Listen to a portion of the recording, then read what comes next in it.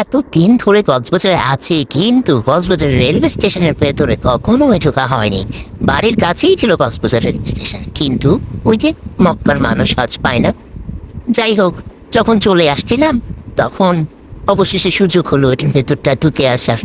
যদিও বাইরে দিয়ে অনেকবারই গিয়েছি, কিন্তু কখনোই ভেতরে ঢুকতে পারিনি, কারণ তখন এটা বন্ধ ছিল। তো ভিতরে গিয়ে দেখি, হাই হাই, এটা কি আমি রেলওয়ে স্টেশনে আসছি নাকি কোনো shopping mall? Bashundhara, Jamuna future park, এই সবই দেখি ফে। হাই হাই, এখানে আবার গোল চত্বরের মধ্যে এটা কি করছে? টিকিট করলে কিনতে পাওয়া যায়, কিন্তু আমরা তো ভাই টিকিট করতে পারি না।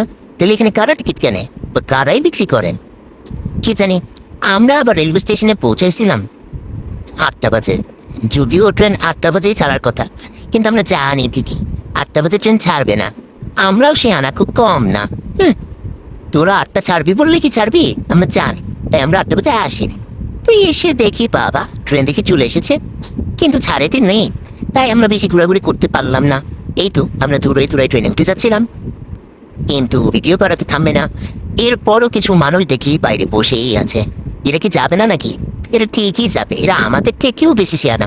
এরা জানে যে যখন ছাড়বে ততক্ষণ পর্যন্ত এরা বিশ্বাস করবে না ট্রেনকে আদৌ ছাড়বে কিনা। যাই হোক, আমরা তো হাঁটতেই আসি। আমাদের হাঁটাও শেষ হয় না, রেলওয়ে স্টেশনও শেষ হয় না। বাপ রে বাপ, এত বড় রেলওয়ে স্টেশন বাপে জন্ম দেখিনি। যাই হোক, ভিআইপি রেলওয়ে স্টেশন বলে কথা। আমার কিন্তু বাবু ভালোই লাগলো, বাসে থেকে ট্রেনে যাওয়াই মজা আছে।